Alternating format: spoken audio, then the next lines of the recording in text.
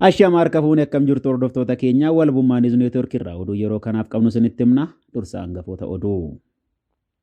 Waraanni bilisummaa Oromoo zoonii lixaa fi kibbaa injifannoo galmeessuusaa beeksise. Reeffa ogeessa fayyaa Gammachiis Moosisaa magaalaa Naqamtee qarqara Dalga Soorgaa jedhamutti argamuun beekame. Haala yeroo ilaalchisuun qajeelfamni miseensota adda bilisummaa Oromootiif kenname. Oduu yeroo kanaa waliin kan isin waliin turu ani Galgaloo Tufaatii amma oduu tokko tokkoon. Waraanni bilisummaa Oromoo zoonii lixaa fi kibbaa injifannoo galmeessuu beeksise. Waraanni bilisummaa Oromoo zoonii lixaa keessa socho'u bakkoota garaa garaatti lola taasisaa jiruun injifachaa jiraachuun beekame. Lola lixa Oromiyaa iddoo adda addaatti taasiseen magaalota lixa Oromiyaa hedduu dhuunfachaa jiraachuu waraanni bilisummaa Oromoo zoonii lixaa beeksisee jira. Haaluma kanaan gaafa Agayyaa 4/2021 Wallagga lixaa aanaa Hiraa bakka addaa Kuree jedhamutti tarkaanfii humna diinaa waraana PP irratti fudhateen waraana hedduu galaafachuun konkolaattota 3F2 barbadeessuun magaalaa Hiriyaa dhuunfatee ooleera jechuun waboon zoonii lixaa Oromiyaa beeksiseera. Bifuma walfakkaataadhaan waraanni bilisummaa Oromoo zoonii kibba Oromiyaa bakkoota garaa garaa to'annoo isaa jala galfatee jiraachuu beeksiseera. Waraanni bilisummaa Oromoo zoonii kibbaa gaara Sololoo irraa ka'ee imala isaa itti fufuun godina Gujii lixaa aanaa Bulee Horaa Baddaa Magaadaa iddoo Ifata Fardaa jedhamu to'achuu beeksiseera. Daandii guddicha konkolaataa biyyoolessaa aspaaltii Finfinnee irraa ka'ee uummattoota kibbaa keessa qaxxaamuruun magaalaa daangaa Oromiyaa taate Mooyyaaleen wal qunnamsiisu to'achuu isaa waboon zoonii kibbaa ibseera.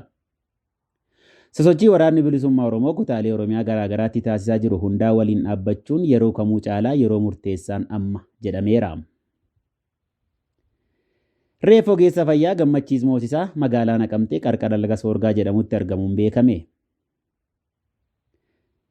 Gammachiis sanbata xiqqaa darbe cidha raawwatee bulee dilbata ammoo sagantaa deebii mana maatii misirrittii dhaquuf qophaa'aa ture jechuun durbiin isaa Caalaa Inkoosaa miidiyaaleef himeera.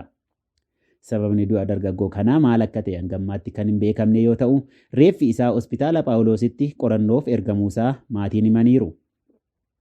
Guyyaa gaafa dilbataa takkaa manaa ba'uuf jennaan hiriyaansaa deebise. Lammaffaa irratti immoo miinjoliin mul'uu deemuuf gara sa'a jaatti waamamaniiru. Miinjeen inni tokko baajaajiin dhufee irraa bu'e. Baajaajiidhuma san yaabbatee deeme jechuun durbiinsaa Caalaan haala Gammachiisitti manaa ba'ee yaadata. Yeroo deemus bakka deemu osoo hin himiin baajaajii saniin akkuma sokketti osoo hin deebiin hafuuf bilbila moobaayilii isaas manumatti dhiisee deemuunsaas beekameera. Obbolaa maatii fi poolisiin baajaajiin deemuu malee bakka inni deeme waan hin beekneef hoteelotaa fi laga keessa deemanii barbaadanii dhabuu isaanii BBC Afaan Oromoo maatii wabeeffachuun gabaasee ture. Reeffi dargaggoo kanaa erga manaa ba'e halkan lama booda kibxata darbe naannoo sa'a 7tti qarqara laga Soorgaatti akka argame beekameera. Gammachiis Moosisaa guyyaa cidha isaa bulee dilbata fuula feesbuukii isaa gubbaatti fuudhuu isaa Chestimeerid jechuun suurota huccuu aadaa fi ammayyaan haadha warraa isaa waliin ka'an maxxansee turuun ni yaadatama. Oduu ajjeechaa biraatiin hoogganaan Itiyoo Teleekoom zoonii lixaa kan magaalaa Naqamteetti argamu obbo Gammachiis Taaddasaa dilbata galgala keessaa sa'a 1 irratti namoota eenyummaan isaanii hin beekamneen ajjeefamuu poolisiin beeksiseera. Itti gaafatamaan qajeelcha poolisii magaalaa Naqamtee Koomaandar Gimmaa Abdiisaa BBC Afaan Oromootti akka himanitti namni yakka ajjeechaa kanaan shakkame to'annaa jala oolfame hangammaatti hin jiru jedhaniiru. Yakka ajjeechaa raawwatame kana adda baafachuuf garuu hojjetamaa jira kan jedhan qondaalli poolisii kun ajjeefamuun rasaasaan ta'uusaa himaniiru. Yeroodhaaf rakkoon nageenyaa magaalaa keessatti uumamee jiru wanti shakkama jira gaaffii jedhuufis hangammaatti akka magaalaa isaaniitti rakkoon nageenyaa hin jiru jechuudhaan Koomaandar Girmaan himaniiru. Gareen dhimmi kun ilaallatu itti deemee qulqulleessaa jira. Ammaaf garuu rakkoon nageenyaa magaalaa keenya keessa hin jiru jechuudhaan dubbataniiru. Obbo Gammachiis otoo lubbuun keessa jiru galgala sa'aatii 1 booda gara hospitaalaa akka geeffamee fi osoo baay'ee hin turiin lubbuun isaa darbuu kan himan immoo meedikaala daayirektara hospitaala reeferaara Naqamtee Dr. Daamxoo Gaarradoodha. Irree isaa karaa bitaarra bakka 2 rukutameera. Akkasumas qolee isaarraan rukutamee karaa bitaan rasaasni ba'ee iddoo tokko jira jedhani. Dr. Daamxoon kana malees miila gara sarbaa irra rukuttaan bakka 2 jiraachuu himuun rukuttaan sun karaa lixee fi ba'ee waan qabuuf rasaasa fakkaata jedhaniiru. Akka Dr. Daamxoon jedhanitti bakki miidhame arfaffaan onnee isaarra yommuu ta'u inni kun miidhaa ajjeechaaf sababa ta'e jedhaniiru. Namni kun hospitaala seensifamee daqiiqaa 2 gidduutti lubbuun darbuu Dr. Daamxoon himaniiru. Haala yeroo ilaalchisuun qajeelfamni miseensota adda bilisummaa Oromootiif kennameera. Qajeelfamni miseensota adda bilisummaa Oromootiif haala yeroo ilaalchisuun kenname guutummaansaa akka armaan gadiitti dhiyaata. Haala yeroo ilaalchisee qajeelfama miseensota adda bilisummaa Oromootiif kenname. Addi bilisummaa Oromoo ABO'n qabsoo hadhaa'aa xumura garbummaatti jira. Akkuma beektan mirga hiree murteeffannaa lammiilee Oromiyaa mirkaneessuu jecha wayitammaa mootummaan ce'umsa biyyaalessaa naannoo Oromiyaa adoolessa 1 labsee jira. Koongireesiin Federaalawaa Oromoo KFO'n dhaabbachuu mootummaa ce'umsaa kana barbaachisaa ta'uu isaa deeggaree ijaarsa mootummaa keessatti ABO wajjin hirmaatee jira. Mootummaan ce'umsaa kun miseensota ABO fi KFO dabalatee hayyoota beektotaa fi bakka buutota hawaasaa lammiilee Oromiyaa garaagaraa kan of keessatti qabatedha. Kanaanis Oromiyaa keessatti jijjiirama bu'uuraatu ta'ee jira. ABO'n jaarmiyaa siyaasaa yeroo kana michummaa waliin qabu KFO wajjin itti gaafatamummaa ofitti fudhatee mootummaa ce'umsaa biyyaalessaa naannoo Oromiyaa kan ijaare hanga mootummaan sirnaa fi seera uummataan filatame bakka qabatutti tajaajila mootummaan tokko kennuu malu gumaachuuf jecha wayita mootummaan seeraa fi sirnaa dhabamee biyyi daddaaqamaa fi waraana dabalatee balaa adda addaatiif saaxilamu mootummaan ce'umsaa gadi dhaabbatanii nagaa fi tasgabbii buusuun jaarmiyaa akka ABO fi KFO irraa kan eegamu qofa osoo hin taane dirqama isaanii ta'a. Miseensonni ABO dirqama kana akka gaariitti hubatu. Akeekni mootummaa ce'umsaa inni duraa caasaalee mootummaa sadarkaa biyyaalessaa Oromiyaa godinaalee kan zoonota, oonota yookaan aanaalee fi gandoota keessa jiran dhuunfachuudha. Haala walxaxaa keessa jiru kanatti kun hojii salphaa ta'uu hin danda'u. Adeemsi dhuunfachuu caasaalee mirkanaa'uu muudamtoota mootummaa paartii badhaadhinaa yookaan BB bakkaa kaasanii kaadhimamtoota ABO fi KFO bakka buusuun ta'a. Kun immoo yeroo kana dursi itti kennamee kan irratti hojjetamaa jirudha. Tarsiimoo adda addaatti fayyadamuun wareegama kaffalamuu malu xiqqeessuu haala danda'amu irratti hojjetamaa jira. Miseensonni keenya sochii kana milkeessuuf waliin dhaabbatanii kaan mootummaa keessatti dirqama fudhataa kaan immoo caasaa jaarmaa harkaa qabaniin deeggarsa barbaachisaa kennaa jiru kennuus qabu. Mootummaan dantaa lammiilee Oromiyaa tiskuuf dirqama fudhatee socho'aa jiru mootummaa ce'umsa bulchiinsa naannoo Oromiyaa malee mootummaan gara biraa hin jiru. Mootummaan ce'umsaa kun nagaa fi tasgabbii uummataa eeguu, jiruu fi jireenya uummataa tiksuu, hojiin misoomaa, dinagdee, tajaajila hawaasaa danqaa malee akka itti fufu gochuu fi seera hojiirra oolchuutu irraa eegama. Mootummaan paartii badhaadhinaa yookaan PP jedhamaa ture durayyuu mootummaa dantaa alagaa tiksuu fi lammiilee Oromiyaa jilbeeffachiisuuf meeshaa ta'uu malee bu'aan uummataaf fide tokko hin jiru. Haala amma keessa jirru keessatti immoo mootummaan PP kun bakka bal'aa irratti diigameera. Aangawoonni isaa bakka itti baqatan barbaaddachaa jiru. Garuu mootummaan PP kufuus namoonni tokko tokko waan jirutti fakkaatee caasaa mootummaa PP tiskuuf ni yaalu ta'a. Humni isaaniif amanamaa ta'e qawwee baatus rakkina nageenyaa uumuuf wixxifatuu akka malu dhokataa miti. Haala balaa hin qabnee fi qisaasa lubbuu fi qabeenya uummataa hin finneen wal duraa duubaan gadi lakkisiisuutu fardii ta'a. Miseensonni keenya qabsoo dheeraa fi dadhabsiisaa keessa deemnee bakka geenye kana akka geenye tolchanii hubatu. Ammas gara sadarkaa xumuraa yoo geenye ta'e malee qabsootti jirra.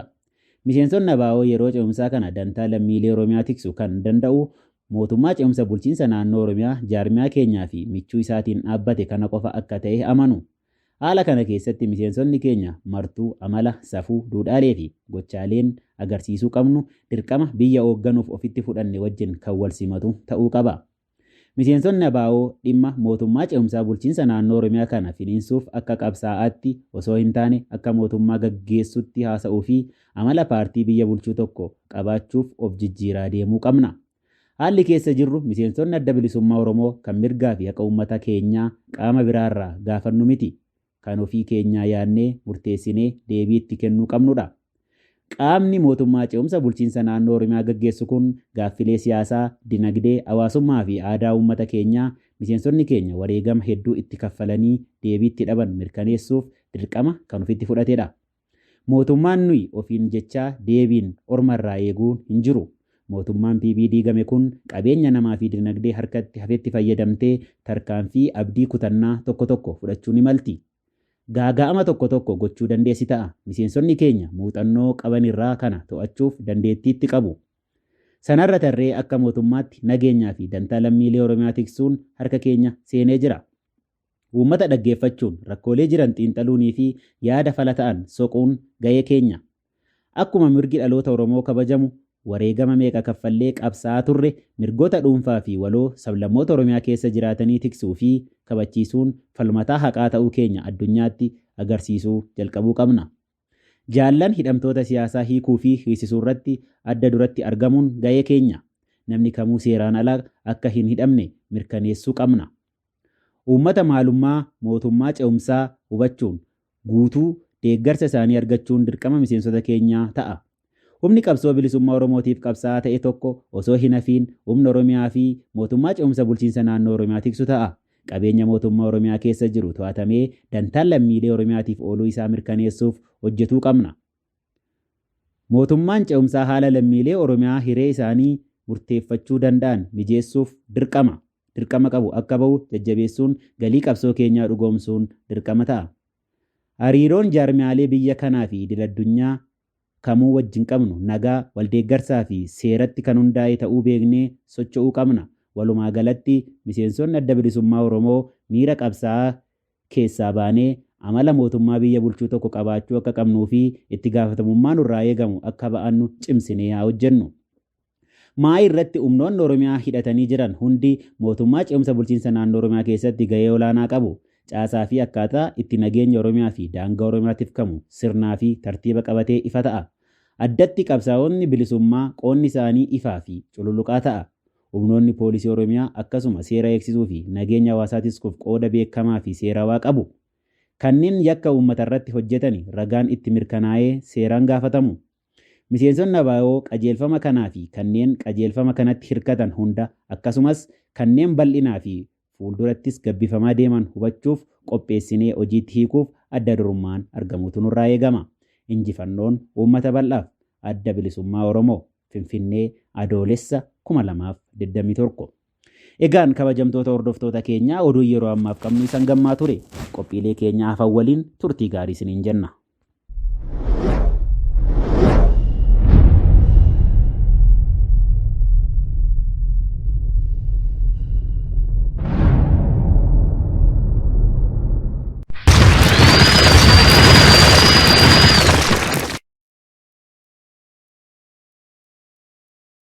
Ashama akkam jirtu daawwattoota keenya jaalatamoo kabajamoo kun kan daawwachaa jirtan walabummaa News Network akkuma beekamu haala yeroo irratti ogeeyyotii dandeettii qaban hayyoota Oromoo mari'achiisa. Egaa wanni irraa mari'annu haala uummanni keenya keessa jiruu fi impaayirri Itoophiyaa keessa jirtu irratti xiyyeeffannee marii goona. Nama yeroo hedduu miidiyaa keenyaaf illee haaraa miti Dr. Barsiisaa Barii qabadhee dhufeetan jira. Baga nagaan dhuftanii Dr. Ayyee isinis baga nagaan na eegdanii. Egaa akkuma beekamu haalli biyya keenyaa kun rakkoonsaa hin xumuramne waan ta'eef isinumatti deddeebineeti yaada keessan uummata keessaniif akka isin qooddanii fi isin gaafannaa yeroo keessan kennitanii waamicha keenya dhageessanii asitti dhiyaachuu keessanii fi hedduu galatoomaa isiniin jenna. Ayyee isinis warri walabummaa News Network hedduu galatoomaa nu affeeruu keessanii fi. Hayyee Doktor, egaa sagantaan har'a irraa mari'annu ijoon marii keenya impaayirri Itoophiyaa maal keessa jirtidha? Maal keessa jira? Impaayirri kun akka isin argaa jirtanitti maal keessa jira yeroo ammaa kana keessatti? Ayyee egaa akkuma beekamu impaayirri Itoophiyaa yeroo ammaa lola guddaa keessa jirti.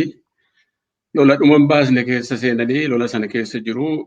Lolli kunis immoo karaa tokko karaa lama otoo hin taane karaa hundaati.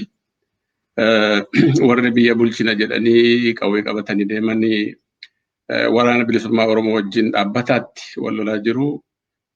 TPLF wajjin wal lolaa jiru. Uummata Beenishaangul Gumuz wajjin wal lolaa jiru. Dhiyoo kana immoo uummanni Gaambeellaa illee qabsoo hidhannoo akka itti fufu labsatee lolatti seenee jira.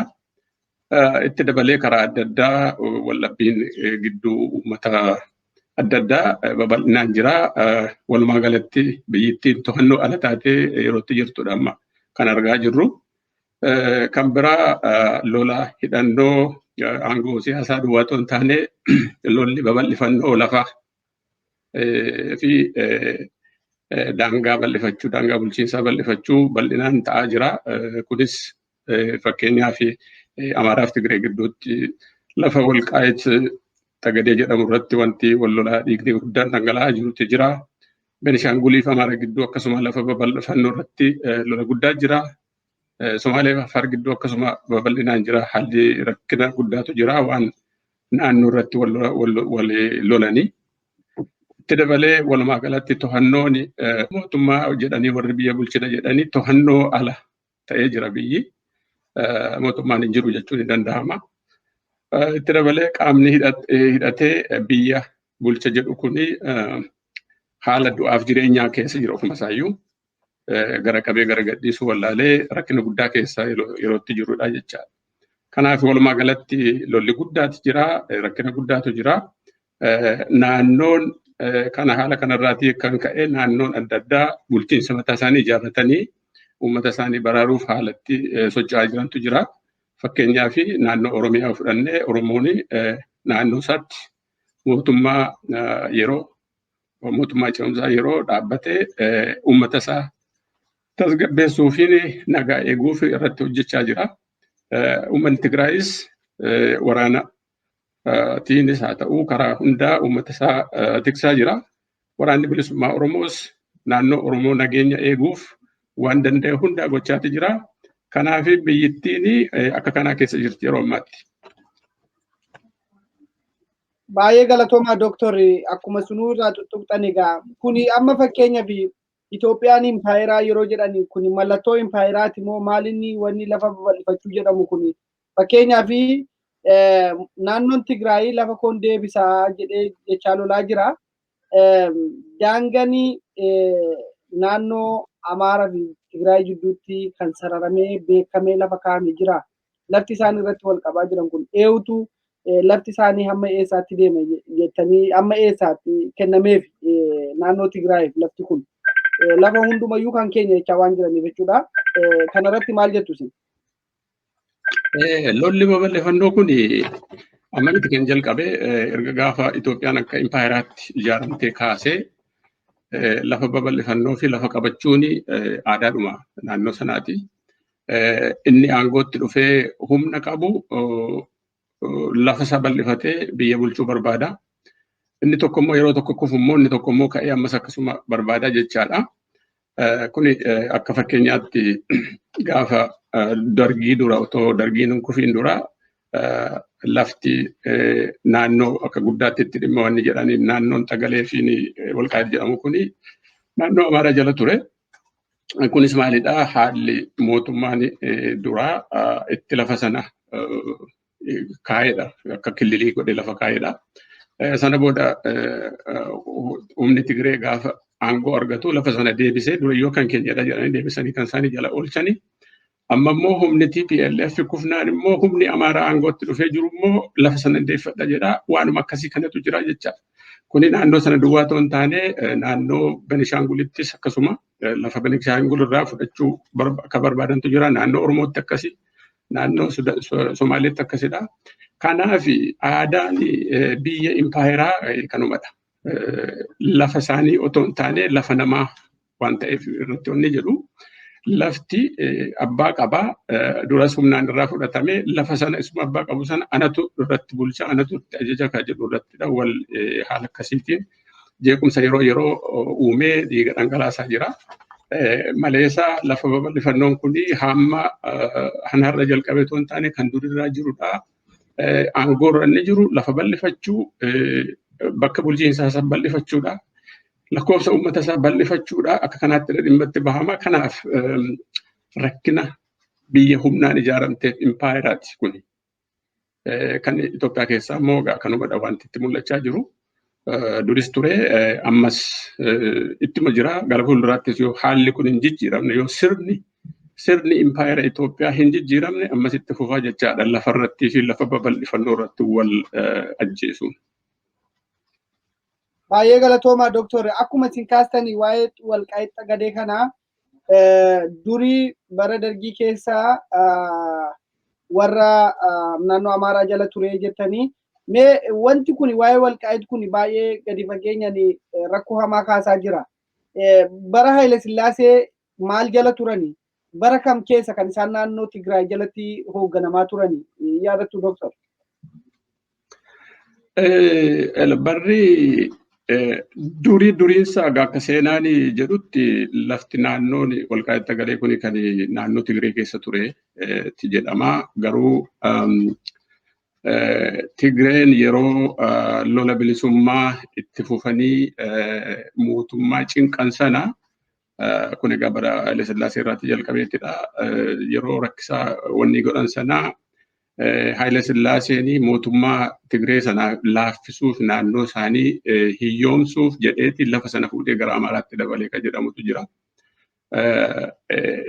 Ta'uu ni mala. Haala kanaatiin jechaadha. Mootummaan tokko itti dhufuu fuudheetti isa tokkoof kennaa lafa naannoo tokkoof kennaa haalli kuni yeroo dheeraa wanta turedha jechaadha. Gara duubaatti deebi'ames bara Yohaannisii fi Minilik sanas yeroo ture waanuma akkasii lafa walirraa fudhachuu inni tokko deeffachuu inni tokko qabachuu kan jedhu kuni deddeebi'ee wanta turedha jechaadha.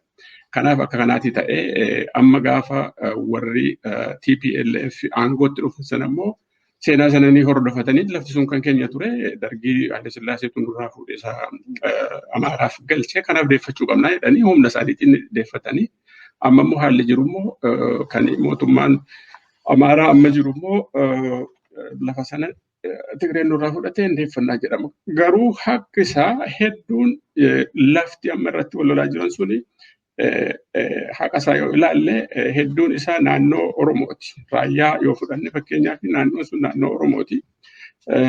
Kana uummanni Oromoo hubachuu kan qabu gaafa adda bilisummaa Oromoo bara 1991 keessa mootummaan dargii kufee dhufee chaartarii ijaarratan sana daangaan adda bilisummaa Oromoo sararee biyya Oromoo jedhee sararee inni ture.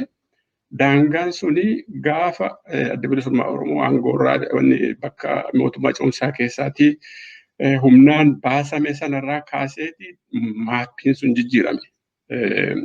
Daangaa Oromoo biyya Oromoo yoo ilaaltanii daangaa adda bilisummaa Oromoo gaafa sana sarara biyya Oromooti jedhee seenaa irratti hundaa'ee qubsiisa uummataa irratti hundaa'ee kan lafa kaayee sana mootummaan Mallas gaafa warri oppoos godhan warri morman adda bilisummaa Oromoo keessaa bahu mataa wanni sanarratti kutaniiti fuudhanii naannoo Amaaraatti galchamee naannoo Tigraayitti galchamee jecha. Kanaaf hundeen reyaalitiin iddoo jiru iddoon abbaan lafa hangi tokko Oromoodha. Inni ammarratti isaan lamaan wal lolaa jiranii jecha. Kuni naannoo sana duwwaatti osoo hin taane biyyattiin walii galaa irratti iyyuu Finfinnee irratti wal loluun naannoo bulchiinsa naannoo Oromiyaa fi naannoo saba cunqurfamoota kaanii irratti wal loluun hundi sirni Habashaa kan wal lolu lafuma abbaa qabu irrattidha wal lolaa jiru jechaadha. Kun egaa waan warri abbaa lafaa mirga isaanii hin dhuunfanneef waan bilisummaa hin arganneef abbaan fedhee dhufeedhuma irratti wal lolaa jechaadha. Kanadha kan itti jiru. Baay'ee galatoomaa Dooktorri. Egaa amma nafxanyoonni akkuma isin amma kaastanii hiristii keenya deebisnaa kan jedhanii deebistanii tulleeti sirriidhumatti ifa akka ta'uuf waa'een nafxanyoonni yeroo baay'ee akka Itoophiyaa kana keessatti hiristii keenya deebisuudhaaf lolla jechaa jiru. Hiristiin isaanii kun iddoo tokko qofa miti. Yeroo tokko tokkos deemanii isaaniif eenyutu waan kana safaree kenneef waanuma isuma silaadha. Wantichi Tigraayifis namni kenne hin jiru isa kanaafis namni kenne eenyutu jira. Akka paarlaamaan biyyattii sana keessatti waliigalteedhaan kana asii yookaan immoo filannoon godhame nuti saba Amaaraati, nuti saba Oromooti, nuti saba Tigreeti jedhanii wanti akkasii geggeeffamee nafxanyootaaf kan laatame jira. Akkamitti isaan hiristii keenya jedhanii jaarraa 21ffaa keessatti hiristii jechuun iyyuu hiikan isaa gara afaan jaarraa amma jiru kana keessatti itti fayyadamuudhumaaf iyyuu namatti tola. Jecha gaariidha isa jedhuufi kanarratti yaada maalii qabdu Dooktor? Hiristii babal'ifannoo kan jedhamu suni maaliif jedhu kan jette naannoo namni silaas naannoo daangaasaa kan jiru yoo irraa fudhatamedha deebifadha jedha. Garuu kan nafxanyaan amma jechaa jiru hiristii deeffachuun kuni naannoo Tigraay duwwaa miti. Wallagga keessaas hiristii deeffanna siin jedha. Harargee keessaas hiristii deeffadha. Baalee keessaas Arsii keessaas hiristii deebisna siin jedhan. Hiristii bakka sanatti lafa bakka itti qaban tokkollee hin jiru. Garuu sirni koloneeffataa waan ta'eef han hundaayyuu kan keenyadha kan jedhudha. Anti jiru jecha. Kanaaf sana dhuunfannaadha kan itti deemamaa jiru. Sanammoo maaliitiin godhuu uummatni gaafatamee yookaan achi paarlaamaan murteessee yookaan achi namni naannoo daangaa irratti komishiniin jiru waan sana murteessee wanta wanni godhu otoo hin taane hin jiru wanti independent ta'e waan kana wanni jedhus uummannis ati naannoo Tigreet yookaan ati naannoo Amaaraati jedhamee itti mamaleessa ani naannoo kanadha jedhee yerootti afaan isaatiin dubbachuu danda'u hin jiru mirga waan hin qabneef jechaadha. Akkuma barbaadan akkuma meeshaa fuudhanii ati naannoo Tigreetti galtaa kuni lafa Amaaraati ati immoo ashkaree kooti kuni lafa Tigreeti ati immoo ashkaree kooti jedhaniiti uummata akka kanaatti wanni godhaa jiru jechaadha. Uummanni mirga hin qabu ani naannoon koo kanadha sabni koo kanadha aadaan koo kana wajjin wal fakkaata afaan koo kana wajjin wal fakkaata jedhee dubbatee himachuu hin danda'u. Mootummaa keessa inni jiru maqaadhaan saba bakka bu'ee inni jedhu sirna Abashaa diriiree san jiru sana eeguuf barcuma Abashaa eeguuf maleessa mirga saboota isaa bakka bu'ee dhaqee sana eeguuf waan hin taaneef paarlaamaa keessatti wanti tokkollee hin jiru. Murteessaa miti jechaadha. Paarlaamaan inni jedhamu uummata ripirezentii hin godhu. Uummata bakka hin bu'u. Kan inni bakka bu'u sirna impaayera Itoophiyaa diriiree bara baraan yeroo yeroodhaan haala jijjiirratee bifa jijjiirratee biyya sana bulchaa jiru sana tiksuufidha achi jira jechaadha paarlaamaan sun. Akkasuma humni hidhatee jirus akkasi waraannis.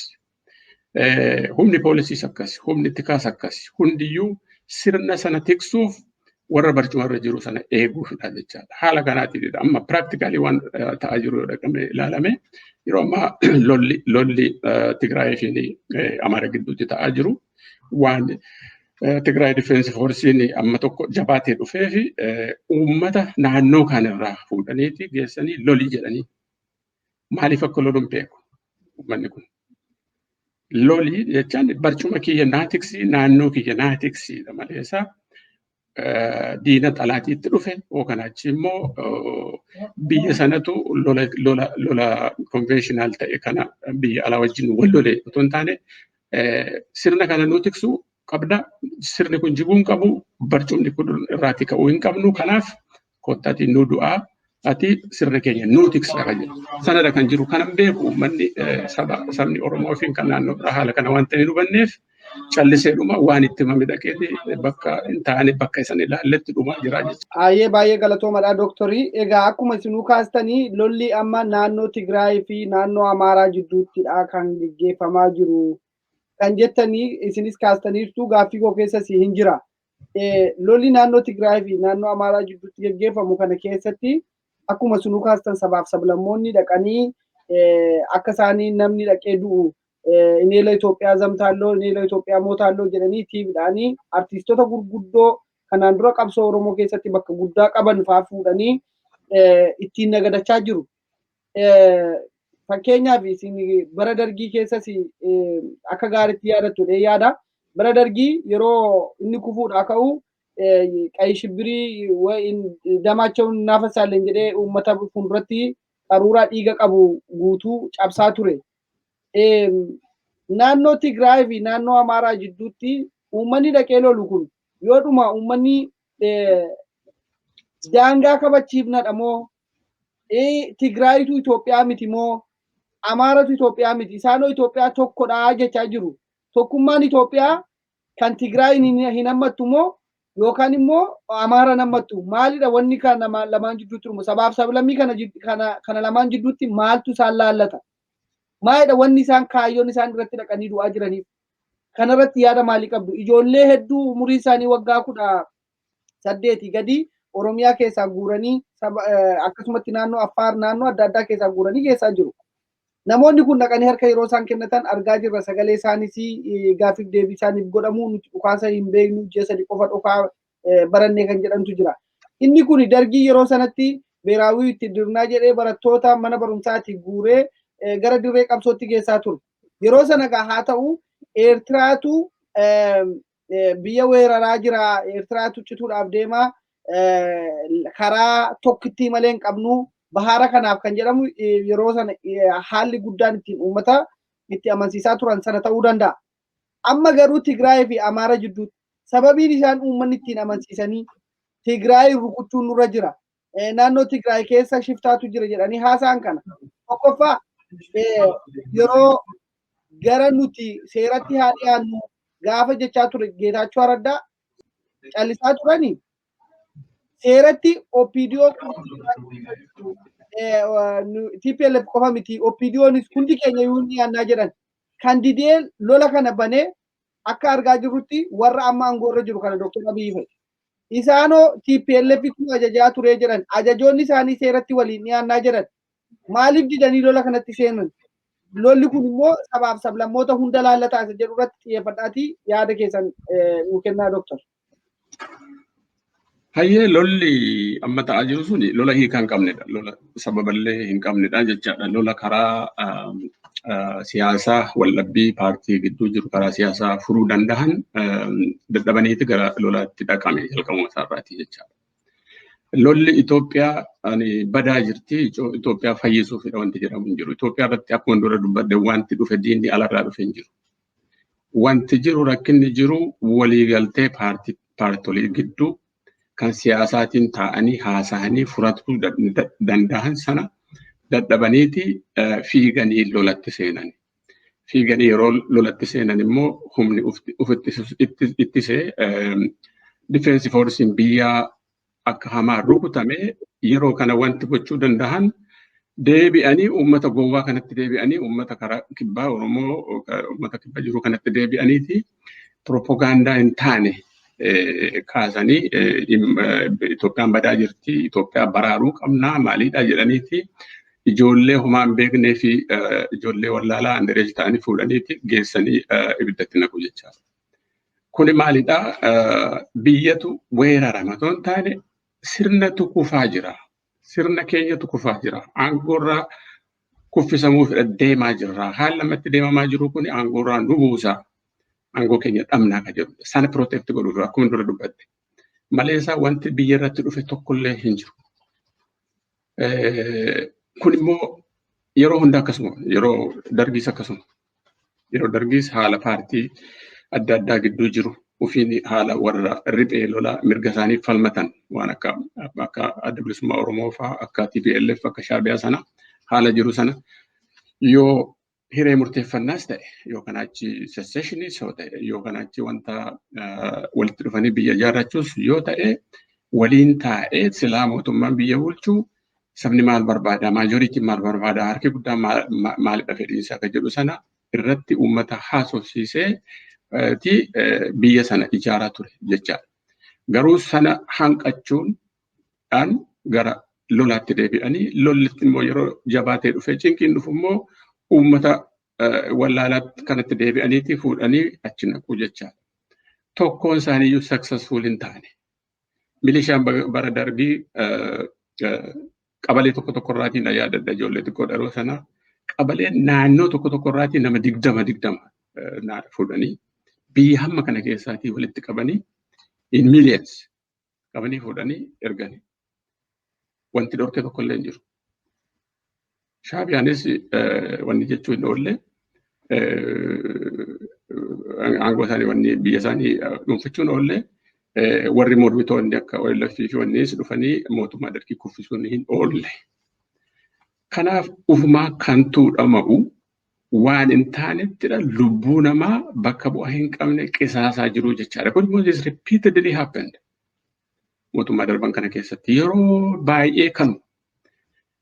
baay'ee aangoo eeguuf rakkina siyaasaa wal xaxaa keessa uuman sana furuu dadhabuudhaan kan ka'e uummata fudhanii gara lolaatti naquu lolli sun immoo injifannoo hin dhufu dhumarratti baqachuu dhumarratti du'uu walajjeesuutu uumamaa jechaadha.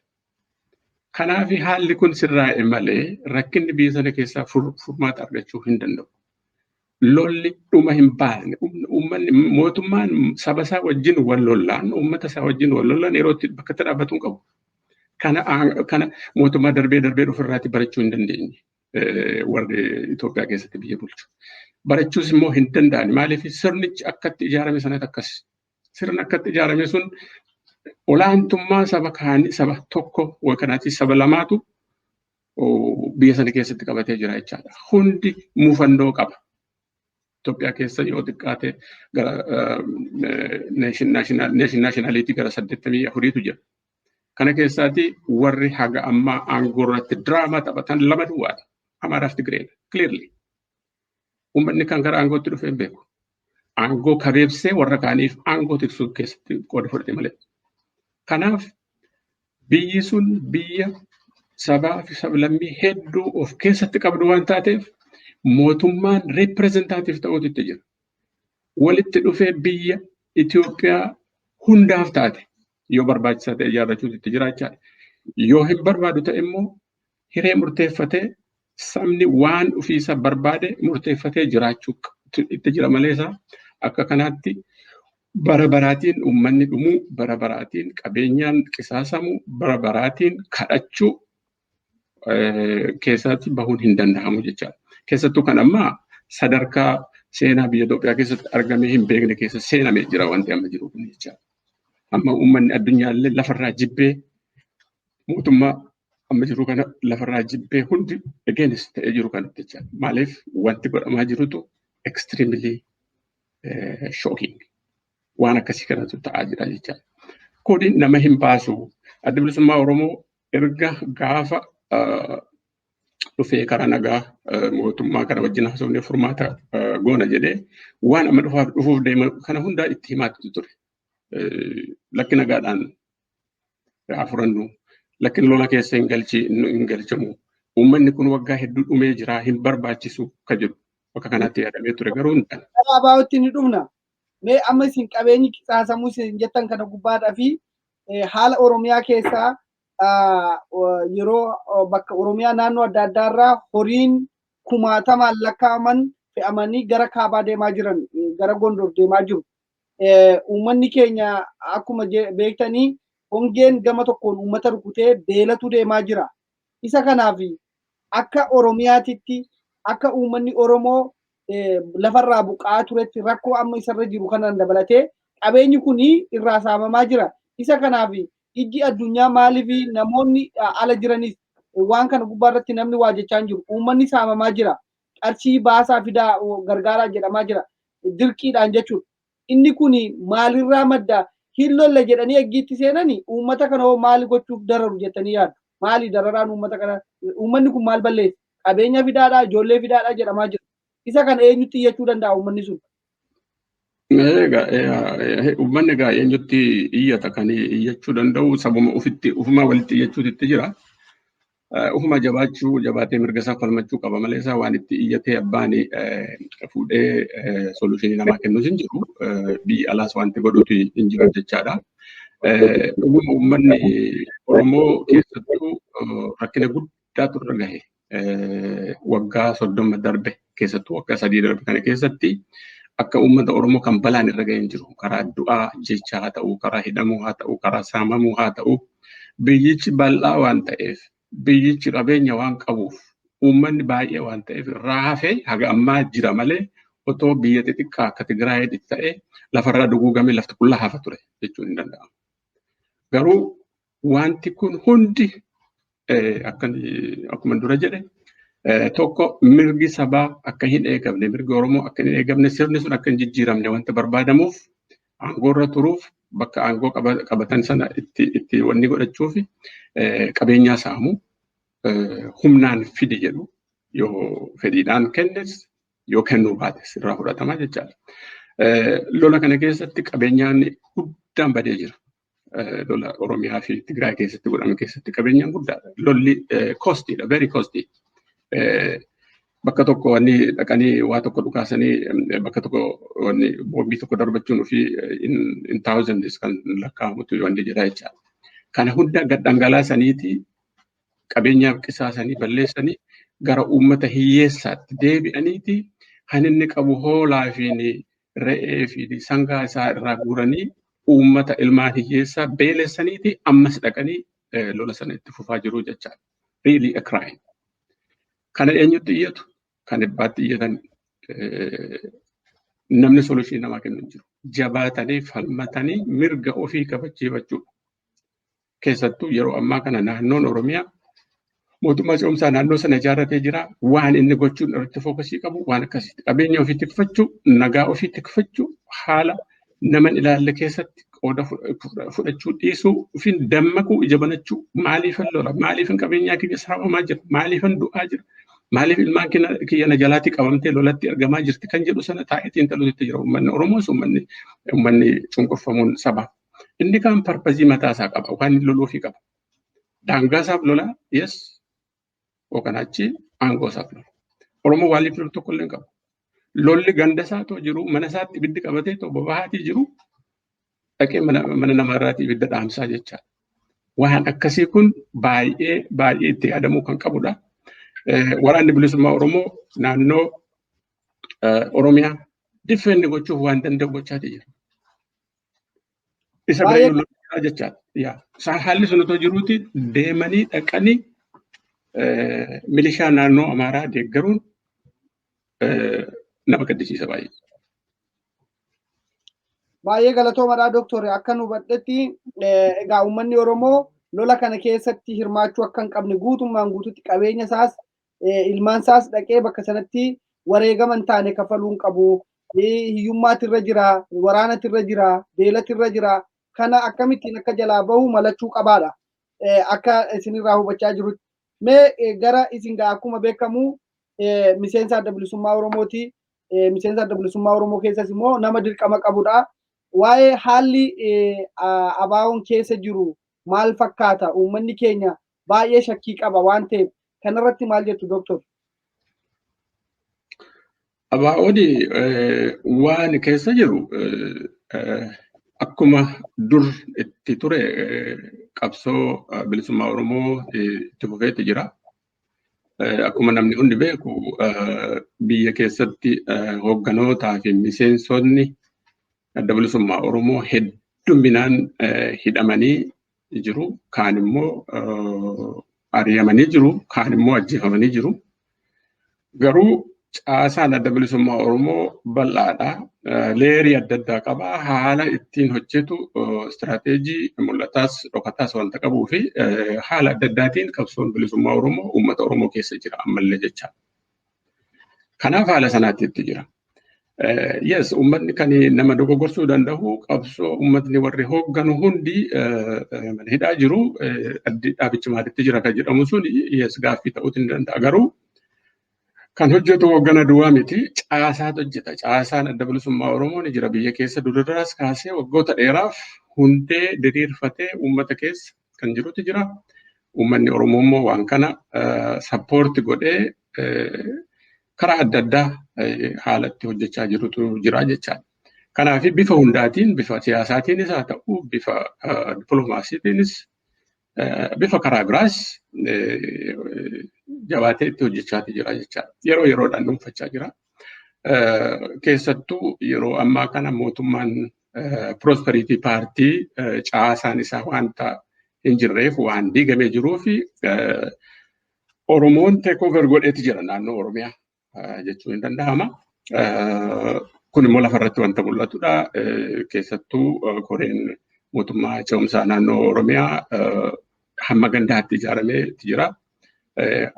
Kuni naannoo isaa kan jiru bulchiinsa naannoo isaa jiru sana giraajuwaalii teekoover godhee akka sanaatti hojjechaa jira jechaadha. Kanaaf akka kanaa haala kanarratti jira jechaadha. Gama biraatiin qaamni hidhatee mirga Oromoof falmaa jirus waan danda'e gochaa jira, babal'ifachaa jira. Kanaaf haalli ammatti jiramus baay'ee gaariidha. Akka namni itti tilmaamu otoo hin taane yeroo yeroodhaan dadhabinsi mootummaa Prosperity Party humna kennee jira Oromoof. Sanarratti immoo yeroo yeroodhaan kaapitaalaayiz godhachaa uummanni inni ala jirus inni biyya keessa jirus wal dhuunfatee haala itti gara fuulduraatti sochoosuu danda'u irratti bal'inaan hojjechaa jira. Kanaaf haala kanarra jira wanti uummata Oromoo abdii kutachiisu tokkollee hin jiru jechaadha. Maaliif qabsoon isa harka jira, humni isa harka jira, qabeenyaan isa harka jira. Sanatti dhimma bahee naannoo isaa difeendi godhachuu, naannoo isaa tikfachuu, dinagdee isaa eeggachuu, ilmaan isaa protect godhuu dirqama nama hundaa irraatii eegamudha. Galatoomi Dooktorii, egaa akkuma beekamu akkuma isin ibsitanii haalli adda bilisummaa Oromoo keessa jiru uummata keenya shakkii akka keessan seennee fi hojiin karaa hundaan hojjetamaa jira kan jedhu yaada kaastanii caasaan adda bilisummaa Oromoo bal'aadha. kan jettan dhugaadha. Caasaan adda bilisummaa Oromoo bal'ina isaa hedduu bal'aadha. Biyya alaa fi biyya keessa caasaa qaba. Mootummaa uummata Oromooti sammuudhaan uummanni keenya akka mootummaatti kan laalu adda bilisummaa Oromooti. Haa ta'u malee waan isin amma kaastan kanarratti Dooktor hooggantoonni olaanoon adda bilisummaa Oromoo jajjaboo jedhan gameeyyiin mana hidhaa keessatti argamu guutummaan guututti namoota hayyuu duree adda bilisummaa Oromoo dabalatee. Isa kanaaf haalli kun fuuldurri kanaaf maal fakkaata? Kanarraan dabalatee namni abaa'oodha jedhamee yeroo ammaa kana keessatti bakka hedduutti ilmaan Oromoo ajjeesaa jiru. Mana hidhaatii baasanii namoota warra hin bebbeekamne kan ammoo gara baadiyyaa kana keessatti nama hedduu tumaa jira. Fakkeenyaaf mucaa amma dheengaddaa fuudhee guyyaa lama hin bulin kunoo ajjeefamee guyyaa lama booddee reeffi isaa argame. Yeroo darbe immoo obboleessi keenya Amaanu'eel magaalaa walakkaatti akka isaan uummanni haa jiilu jedhanii uummata keenya ajjeesan mucaa kana rashanan argaa turre. Isa duras mucaa naannoo Jimmaarraa qabamee naannoo Jiddu Galeessatti dhufee hidhamee Jiddu Galeessarraa baasanii mana hidhaa keessaa baasanii ajjeesan. Wanni ajjeechan Oromiyaa keessatti raawwatamu irra caalaan isaa namoota to'annoo jala oolan mana murtiitti dhiyaachuu qaban abbaan alangaa itti murteessuu danda'u. Abbaan alangaa akkasumas immoo bilisa baasuu danda'u. Otoo jiru rakkoon akkasii uumamaa jira.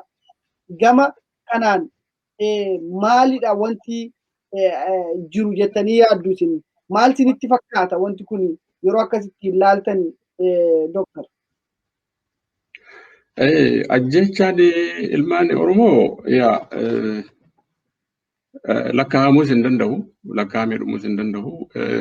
Kan meediyaan akka carraa naannoo magaalaa jiru meediyaan argee wayi feesbuukii yookaan achi sooshaal meediyaa adda addaa irratti baheeti malee isaa guyya guyyaatiin naannoo hundarraatii Oromiyaa keessatti namni ajjeefamaa oola.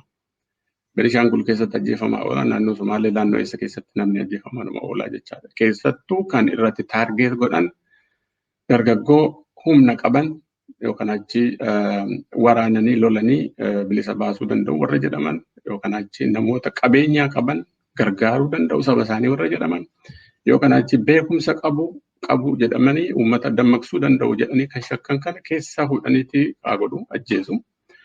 Haalli kun yeroo dheeraa irra ture.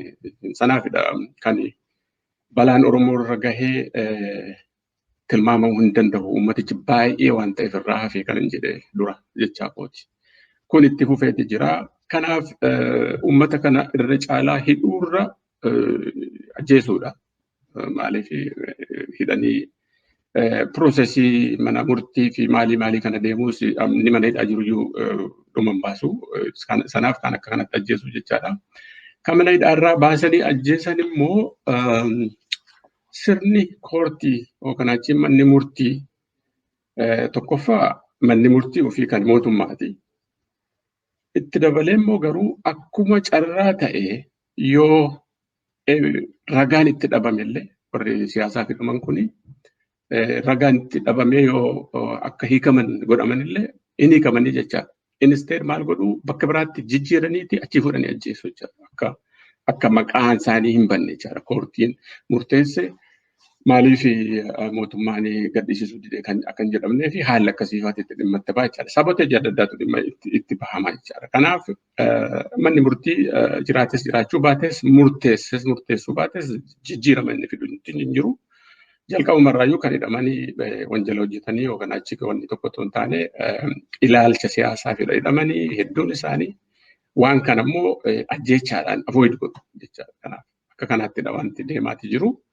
Solushiniin isaa ammas falmatanii jala bahurraa kan hin hafe homaa gochuun hin danda'amu.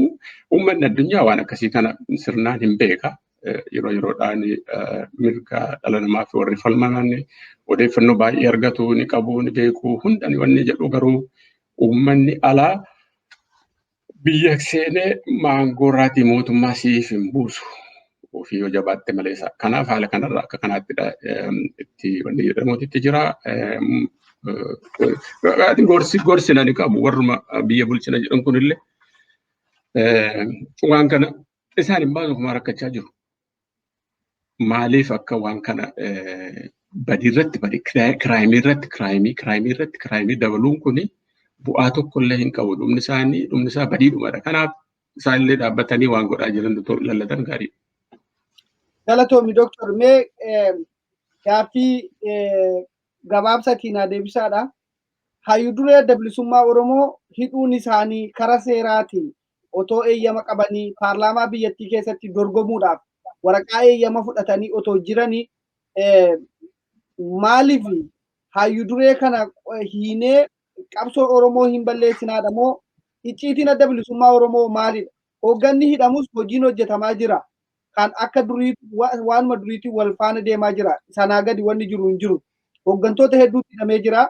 Akkuma sila kaafneef icciitii waan kanaa maaliin addi bilisummaa Oromoo kun bifa kamiinidha kan inni akka ittiin hojjisiisaa jiru. Hooggantoonni olaanoo hidhamanii jiru.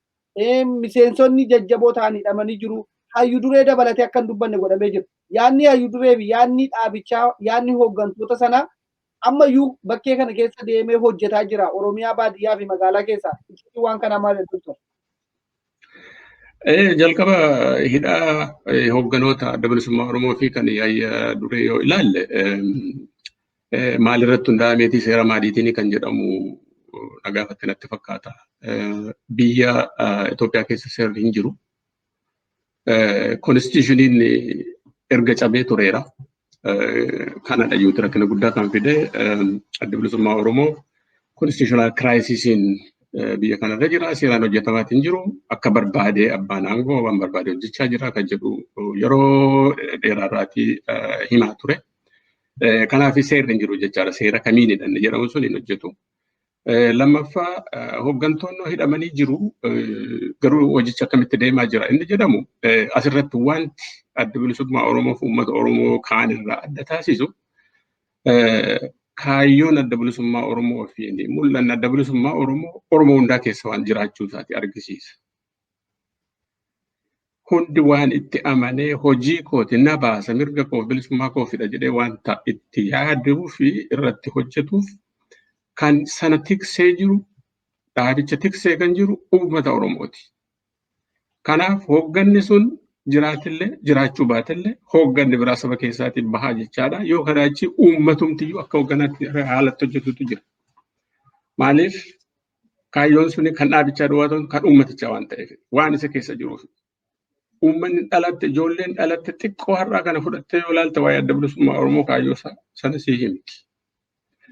Kuni dhuma hin baasu soluushinii hin qabu warri hoogganoota hidhanii dararanii ajjeesan kuni gowwaadha na jechisiisa takka takka. Soluushinii jalaatiif wanta furmaata qabu hin qabu. Jalaa dhalachaa jira. Adda bilisummaa Oromoo dhalachaa jira. Kabira itti guddachaa jira jechaadha. Haala akkasiitti kana keessaa baasuun hin danda'amu. Jenereeshinii amma jiru keessa osoo hin taane jenereeshinii dhufu keessa illee ni jiraata.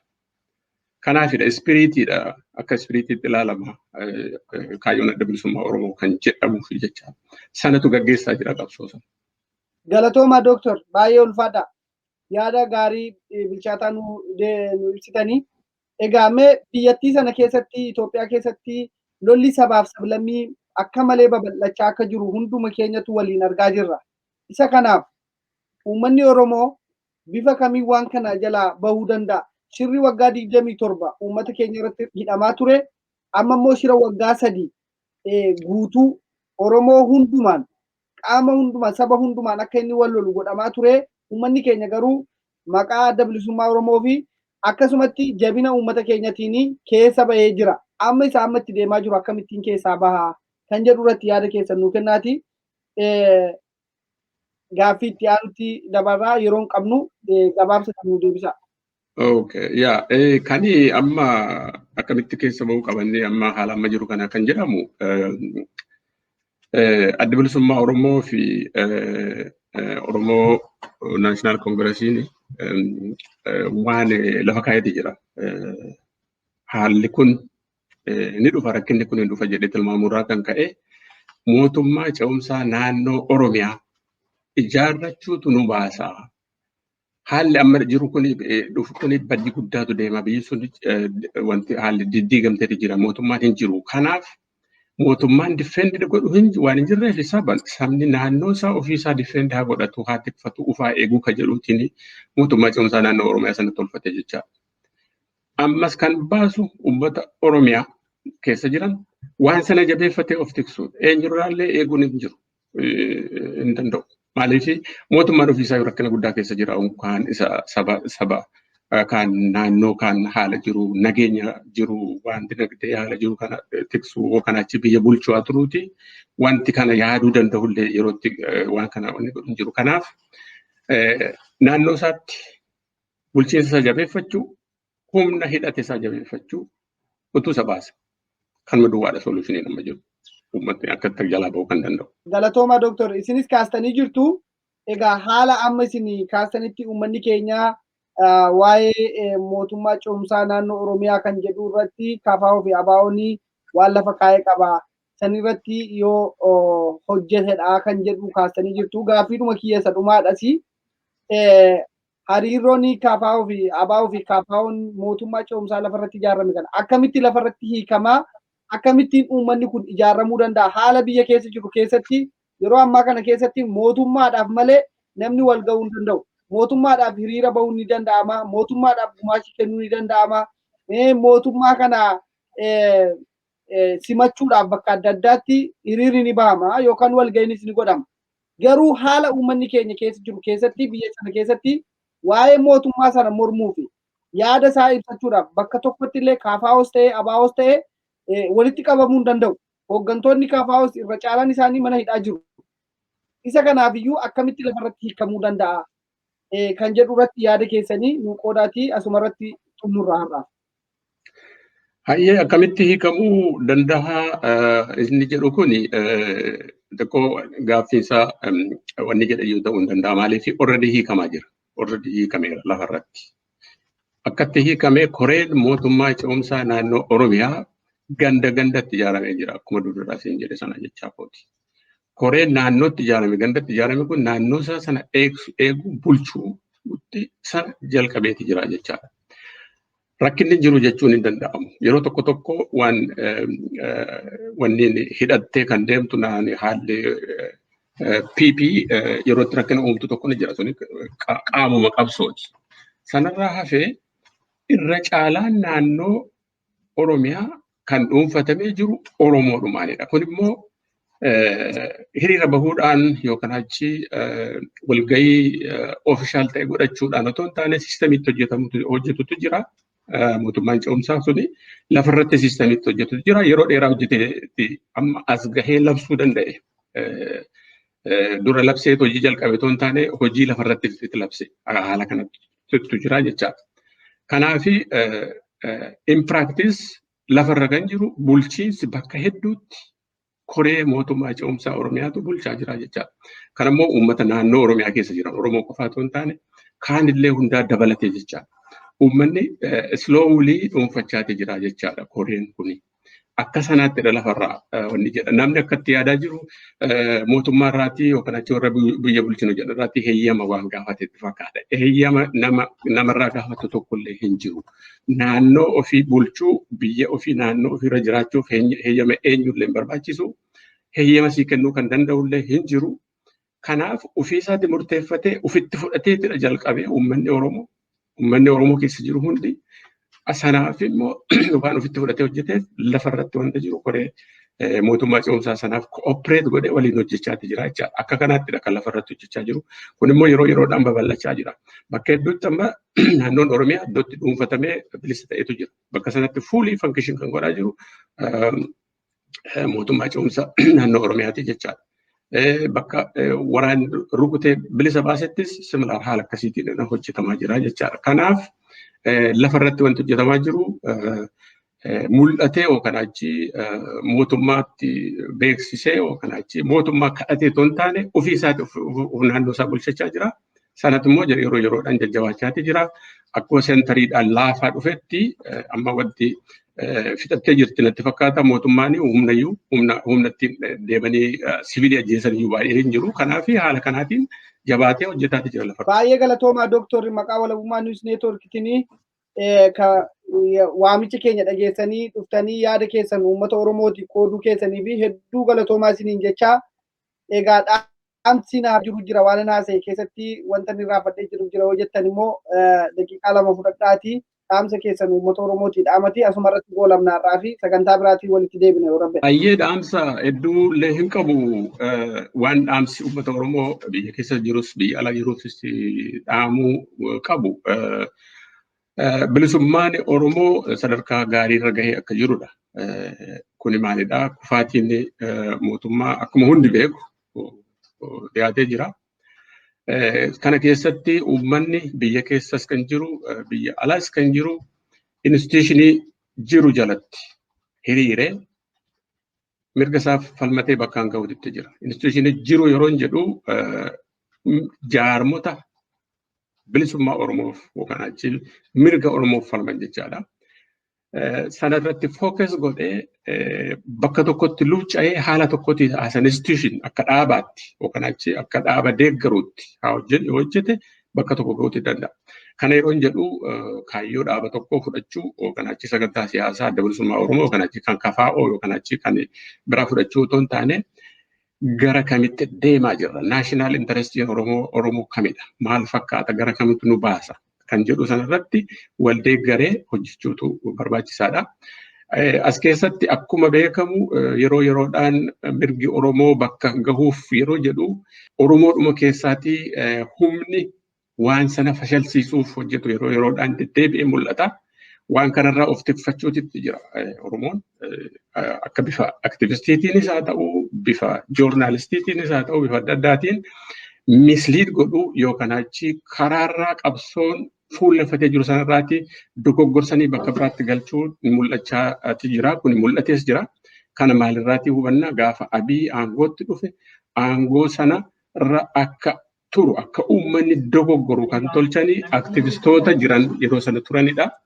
Inni balaa guddaa gahee Oromoorraan geessise. Kanaaf Oromoon carefully instituushinii jalatti hiriiree gara fuulduraatti deemee qabsoosaa goolabachuu qabaan jedha. Kanumaan qaba. Baay'ee galatooma amma sirra deebinee hedduu galatooma maqaa walummaan ishee turtiin Dooktor yeroo biraa walitti deebinaa. Injifannoon uummata Oromooti. Walummaan ishee